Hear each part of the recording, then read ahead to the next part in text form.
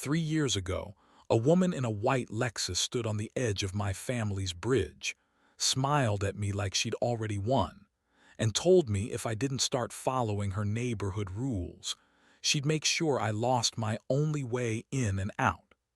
I looked her right in the eye and told her to go ahead. What she didn't know, and what I never bothered to explain, was that destroying that bridge was going to ruin her life. My name's Ethan Mercer, and if you'd asked me back then what I wanted out of life, I would have said something pretty simple. I just wanted peace. That's all. My wife Claire and I lived on family land that had been passed down so long nobody even remembered who bought it. It sat on the other side of a river about 30 miles outside Charleston, South Carolina. Nothing fancy.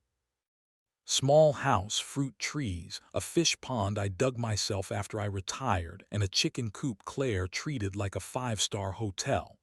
My granddad was buried under an old oak tree out back. My father was buried next to him.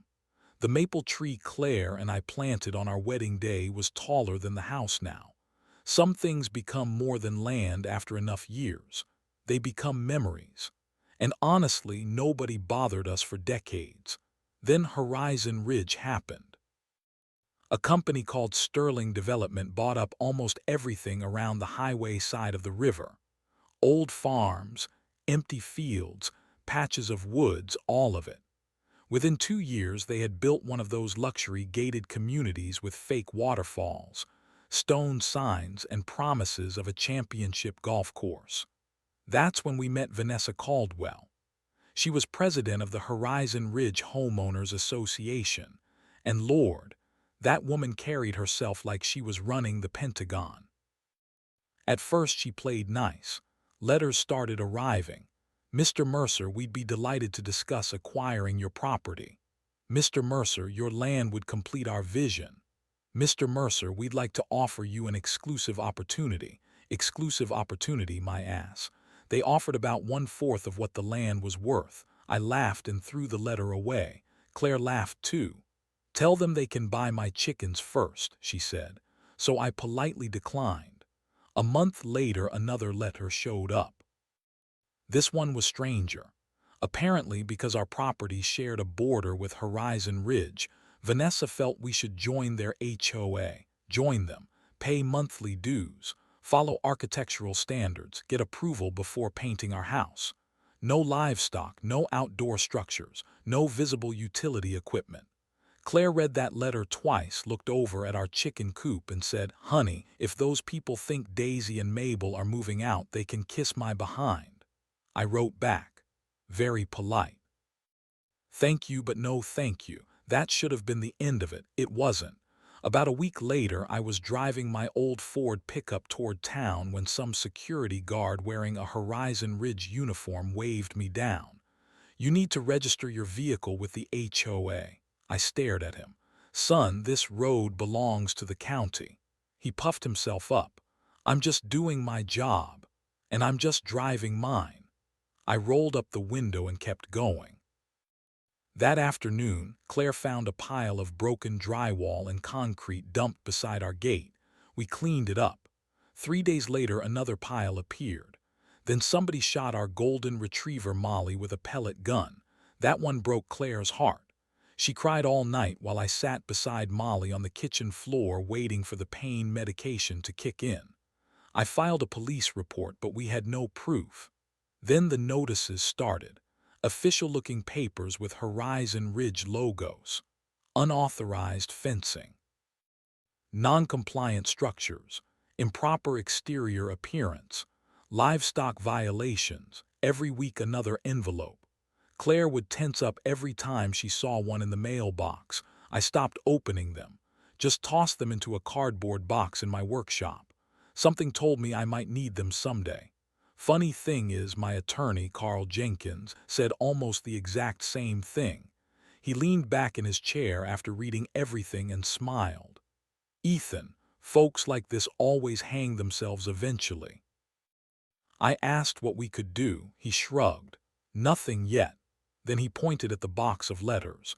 "But save every single piece of paper." He chuckled. Sometimes the best thing you can do is hand somebody enough rope and wait. At the time, I had no idea just how much rope Vanessa Caldwell was about to ask me for. About 2 weeks after Carl said that, we got an invitation. Not a letter this time, an invitation.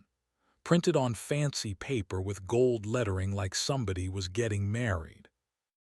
The Horizon Ridge Clubhouse requested our presence to discuss unresolved property concerns.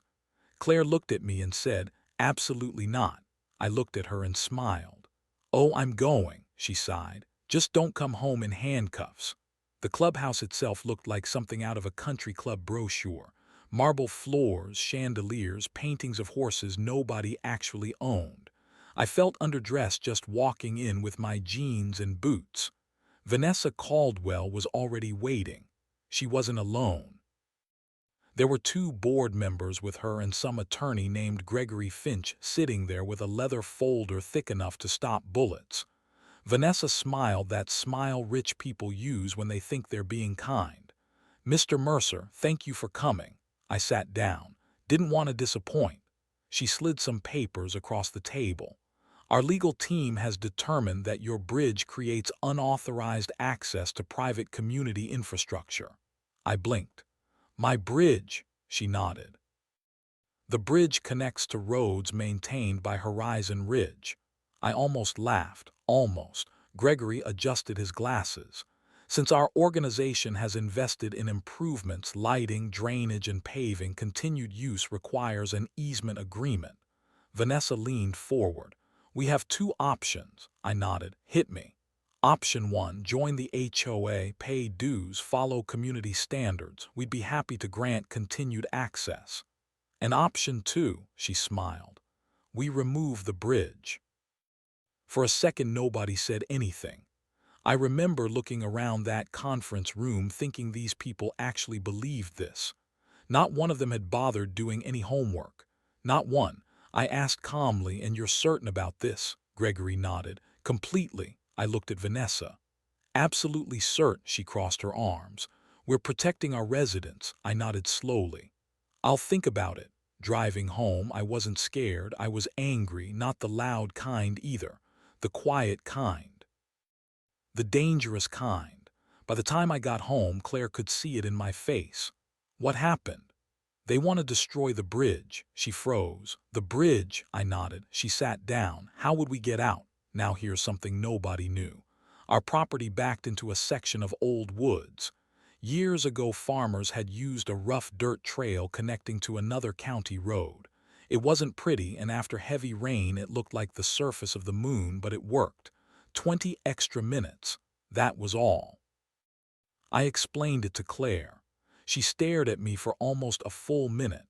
Then she whispered, "You're actually thinking about letting them do it?" I nodded. She shook her head. "Ethan, that's crazy." 5 minutes later she said something I'll never forget. "Do it." I looked up. "What?" She smiled. "Burn them." I laughed so hard I nearly spilled my coffee. That night I wrote a letter. No threats, no arguments, no insults. I simply stated that I would not be joining Horizon Ridge or paying dues. However, if they genuinely believed the bridge represented a security issue connected to property under their authority, I would not interfere with whatever action they chose to take. Their property, their decision, their responsibility. I mailed copies, certified, email, paper trail everywhere. Carl read it and started laughing. "Ethan, you magnificent bastard." "Too much," he shook his head. "No, perfect." 2 weeks passed. Then one Tuesday morning Claire and I were sitting on the porch drinking coffee when we heard heavy equipment. She looked at me, I looked at her. "Oh my God," she whispered. I grabbed my phone. Our nephew Jake happened to be visiting that week and he followed behind us carrying his camera. When we reached the bridge, I almost couldn't believe what I was seeing. 2 excavators, a dump truck, construction crews, about 20 workers. And standing there like she was cutting a ribbon at Disney World. Vanessa Caldwell, she even brought a photographer. I swear I'm not making that up. A photographer. She wanted pictures. I walked over. Jake had the camera rolling. "Morning, Vanessa," she smiled. Good morning, Mr. Mercer. I raised my phone. Just so we're clear, you're ordering this demolition. Yes. Your authority. Yes. Your decision. Yes. She rolled her eyes. We've been through this already. I asked one more time. You're absolutely sure? Now she looked annoyed. Mr. Mercer, step aside and let the professionals work. So I stepped aside and they started smashing. Concrete exploded, chunks fell into the river, rebar twisted like broken bones, the water turned brown, diesel leaked from machinery. It went on for hours, and Vanessa, that woman looked happier than a kid at Christmas. Right before she left, she walked over and smiled. I hope you've made other arrangements. Then she got into her white Lexus and drove away. Claire squeezed my hand so hard I thought she'd break my fingers. Neither of us said much during dinner. Honestly, watching something your grandfather crossed thousands of times get destroyed, even when it's part of your plan, that still hurts. After we ate, I picked up the phone. I called Carl, then the State Department of Transportation, then Environmental Protection, then county officials. Then an old reporter named Mason Grant I'd met years ago. I sent photos, videos, every harassment letter, every email, and most importantly, the footage of Vanessa proudly admitting she ordered the destruction. Honestly, I figured somebody might call me back in a couple weeks. Government moves slow. Everybody knows that. Turns out, destroying state infrastructure and dumping tons of concrete into a river gets people's attention real fast. Because at 8 o'clock the very next morning, 3 vehicles pulled into my driveway, and the expression on the first man's face told me something interesting. Vanessa Caldwell had just made the biggest mistake of her life. By 8 o'clock the next morning, 3 vehicles had pulled into our driveway. One belonged to the Department of Transportation, one was from Environmental Protection, and the third was a sheriff's unit. I walked outside with my coffee in hand, and before I could even introduce myself, the man from Transportation asked, "Mr. Mercer, where exactly was the bridge?" Something about the look on his face made me realize this wasn't some routine inspection. I led them down to the river. Nobody said much for the first couple of minutes. They just stood there, concrete everywhere, twisted steel sticking out of the water, mud, debris. Then one of the environmental protection officers let out a low whistle. "Oh, Lord," another guy muttered under his breath. "Who the hell authorized this?" I handed them my phone, and then I watched their expressions change. They watched Vanessa standing there on camera, proud, confident, smiling. "Yes, this demolition is being carried out under my authority." The transportation guy stopped the video, looked at me, looked back at the river. Then he said something I'll never forget. "Mr. Mercer, that bridge wasn't yours." I nodded. "No, sir. It belonged to the state." "Yes, sir." He closed his eyes. "Oh, sweet Jesus." Apparently decades earlier, the bridge had been built under a public infrastructure project. It was state property, always had been, and nobody had the authority to touch it. Nobody. Not Horizon Ridge, not Vanessa, not their lawyer, nobody. By lunchtime, the entire development had been slapped with a stop work order. Construction froze. The golf course project shut down. Inspectors started digging into everything. And that's when things got really ugly. Turns out Horizon Ridge had been blocking public roads, charging unauthorized fees, restricting access to county property, dumping runoff into protected waterways, operating retention ponds without permits, using county easements as if they owned them. The bridge wasn't the problem. The bridge was just the thread that unraveled the whole sweater. Meanwhile, word spread through the neighborhood, and rich people don't like losing money. Homeowners started asking questions. Then they started yelling. Then they started hiring lawyers. Within weeks, Horizon Ridge residents were practically at war with their own HOA. People who bought homes expecting golf courses and rising property values suddenly found themselves living inside a legal disaster. House prices dropped. Several residents listed their homes. Emergency HOA assessments were proposed. Nobody wanted to pay, everybody blamed Vanessa. And honestly, I almost felt bad for her, almost. Then I remembered Molly lying on my kitchen floor with a pellet lodged in her side. I remembered Claire crying. I remembered all those letters, all that arrogance. No, I didn't feel bad, not really. A few months later, Carl called me. "You sitting down? Why?" "Vanessa's being charged." I nearly dropped the phone. Seriously, seriously. As it turned out, being the person on camera proudly admitting responsibility wasn't exactly a winning legal strategy. She resigned, then she was removed, and eventually she faced criminal charges, but somehow, that woman still blamed me. Can you believe that? She actually filed a lawsuit claiming I'd tricked her.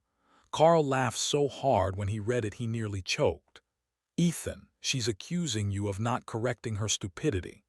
The judge apparently wasn't impressed either. Because I had never lied, not once. I never told her the bridge belonged to me. I never claimed ownership. I simply let her assumptions remain her assumptions. Big difference, case dismissed. And then came my favorite piece of irony. The state approved construction of a new bridge, a better bridge, stronger, safer. And part of the funding came from fines and settlements connected to Horizon Ridge, which meant, in the funniest way imaginable, they paid to destroy the bridge. Then they paid to rebuild it. Claire laughed for 3 straight minutes when Carl explained that. "Lord have mercy," she said. "Those people bought you a bridge." Life eventually settled down again. Molly healed, Jake got married. Claire planted more flowers, and every now and then I'd sit on the porch with a cup of coffee and stare at that new bridge. Not because it was special, but because of what it represented. Some things aren't for sale. Some things don't belong to corporations or people with fancy titles. And some folks spend so much time believing they can control everyone around them, they forget the world doesn't actually revolve around them. Now here's the part that still divides people whenever I tell this story. Some say I should have warned Vanessa. Some say I should have told her the truth before she ruined herself. Maybe they're right. Maybe I could have stopped it. But after months of harassment, threats, dumped trash, fake violations, and watching my wife lose sleep, I just stepped aside and let her make her own choices. And honestly, I still don't know if that makes me patient or petty. So I'm curious what you think. If somebody spent months trying to bully your family off land that had belonged to generations before you, would you have stopped them? Or would you have done exactly what I did and handed them enough rope to tie the knot themselves? Let me know down in the comments, because even now, years later, people still argue over who was really wrong.